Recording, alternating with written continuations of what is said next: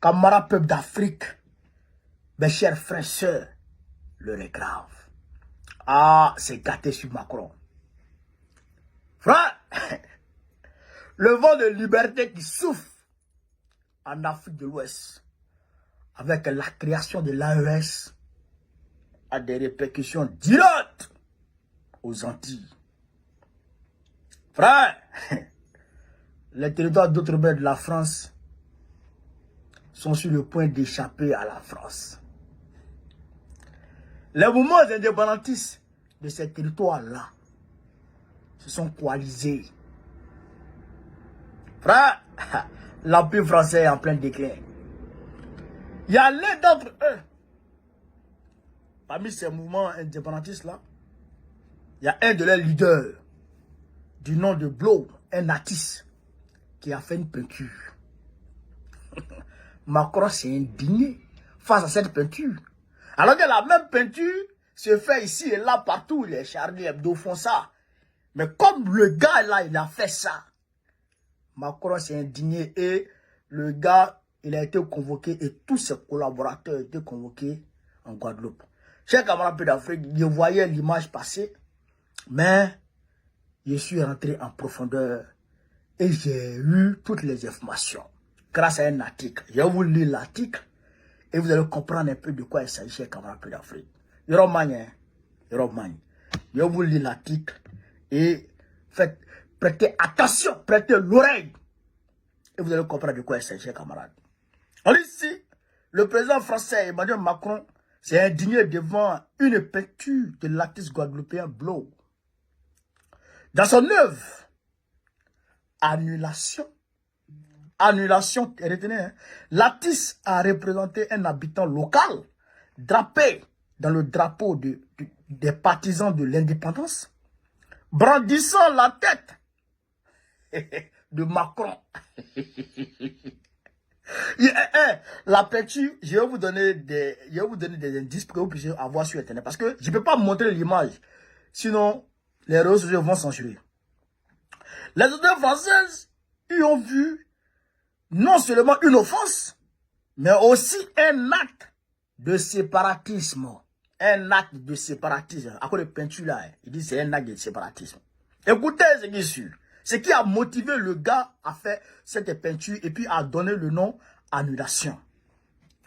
La Guadeloupe est un territoire d'outre-mer, est un département d'outre-mer français.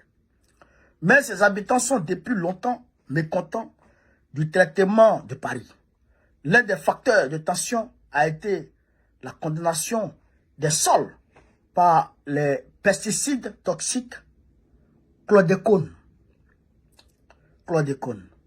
Interdit aux États-Unis depuis 1975, mais utilisé dans les colonies françaises jusqu'en 1993.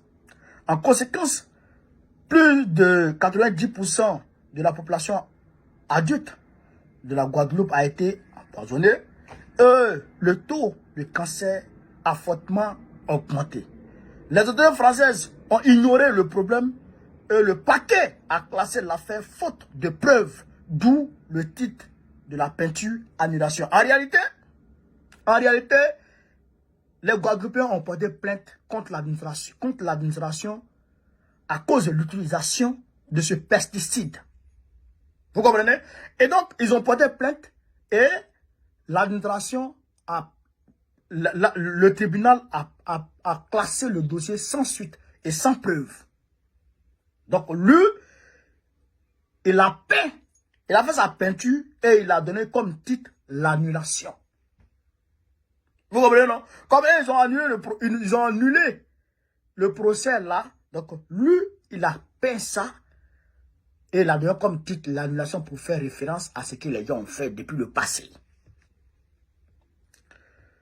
Il convient de noter que la guillotine et les têtes coupées font partie de l'histoire et de la culture française. Ça, c'est clair. Le magazine Charlie Hebdo a publié à plusieurs reprises des caricatures représentant Macron avec sa tête coupée, tout ça, sans provoquer de conséquences juridiques. Toutefois, dans le cas de Bloom, les autorités ont réagi rapidement. Le parquet de Guadeloupe a confirmé l'ouverture d'une enquête latisse ainsi que les organisateurs de l'exposition ont été convoqués au commissariat. Cet incident s'inscrit dans une tendance plus large de montée de sentiments séparatistes dans les territoires français d'outre-mer. Récemment, une coalition appelée Front international de décolonisation, Front international de décolonisation, a été créée, rassemblant 12 partis prônant l'indépendance. Elle comprend des représentants de la Guadeloupe, de la Martinique, de la Nouvelle-Calédonie, de la Guyane, de la Corse, ainsi que des territoires néerlandais de Saint-Martin et Bonaire. Vous comprenez ça? Les autorités françaises sont préoccupées par ces mouvements, en particulier dans un contexte international complexe. Oh, Yoromani! Cette affaire rappelle celle de l'artiste Leto qui avait peint à Avignon un graffiti représentant Macron grippé en Hitler. À l'époque, il avait été accusé d'antisémitisme et de dégradation des biens publics. Le sort de Blum reste incertain, mais l'attention médiatique lui a déjà apporté une certaine notoriété. L'artiste a affirmé que son œuvre symbolise la lutte du peuple guadeloupéen pour la liberté. Alors que l'île est confrontée aux épidémies de grippe et de dengue, Macron ignore ces problèmes réels, mais cherche avec véhémence à punir un artiste dont la protestation pourrait devenir un mouvement, un nouveau symbole de résistance. Vous comprenez? Tout le monde a vu le visage de Mayotte après le départ, le passage du cyclone Chido. Comment les Maoris souffraient. Même l'eau, ils n'ont pas à boire. Et Diba bidonville. Diba bidonville comme ça. Vous dites que là-bas, là, on les maltraite. Eux là-bas, là, eux sont pas des. Eux sont pas. Eux là-bas, là, eux sont pas traités comme les Français disent. C'est la même chose là-bas, en Guadeloupe. Charlie Hebdo peut faire peinture, ça passe. Mais quand un artiste fait la même peinture là-bas, en Guadeloupe, ça devient problématique. On l'attaque en justice. Vous comprenez? Tout ça, c'est pour leur faire peur. Tout ça, c'est pour les intimider. Pour ne pas qu'ils aillent au bout de leur combat. Est-ce que vous comprenez un peu? Mais eux, ils savent. Ils savent. Donc, eux, là, ils sont déterminés. Ils sont déterminés à aller au bout. C'est pourquoi ils font une coalition de 12 partis. On a vu la Nouvelle-Calédonie. Comment ça a chauffé là-bas récemment. On a vu. On a vu en Martinique. Comment ça a chauffé là-bas. Est-ce que vous comprenez? Donc, ça veut dire qu'aujourd'hui, les gens ne veulent plus rester sous colonisation. Ils ne veulent plus ça. Eux veulent l'indépendance. Moi, je pense que à l'état actuel des choses,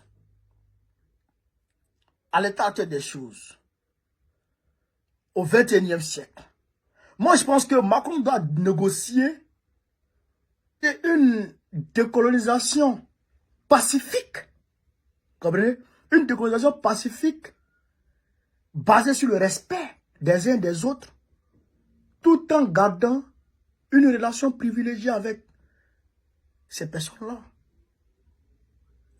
Puisque c'est inéluctable, ils auront leur indépendance. Tu veux pas, ils auront. D'une manière ou d'une autre, ils auront. Donc, pour éviter qu'il y ait des palabres inutiles, il faut négocier maintenant. Comme cela s'est fait avec le général de Gaulle en Algérie. D'autres pensaient que l'Algérie n'allait jamais avoir son indépendance. Mais, De Gaulle avait vu. Après, quand il a vu que les Algériens sont en train de gagner la guerre, il a vu que ça, là, ça ne va pas négocier, c'est pas bon. Mais De Gaulle a été combattu. Il a été combattu quand il négociait la paix. Est-ce que vous comprenez ça? Mais aujourd'hui, c'est lui qui a eu raison. Bon, maintenant, les relations entre la France et puis l'Algérie, c'est en dents de scie. Ça va, ça vient, ça va, ça vient. Mais de toute façon, voilà. Mais quand même, ils sont encore ensemble. Donc, moi, je pense qu'aujourd'hui, Macron doit essayer de rentrer dans l'histoire en entamant clairement et nettement une décolonisation pacifique de ces territoires-là. Voilà. Donc, chers camarades de l'Afrique, voilà ce que je voulais dire. Et je voudrais ici apporter mon soutien à Lattis. Voilà, cher camarade Blue, tu as tout mon soutien. Tu as tout mon soutien. Vous avez tout mon soutien. Et on est ensemble. On est ensemble. Tout peuple qui se lèvera pour sa liberté me trouvera à ses côtés dans ce combat. Ça, c'est clair. Donc, on est ensemble, les gars. On est ensemble. Et autant que fait se peut, je vous apporterai mon soutien ici sur les réseaux sociaux. Voilà. Donc, chers camarades de l'Afrique, sur ce, vive l'Afrique libre. Vive le panafricanisme. Vive tous les présidents panafricains.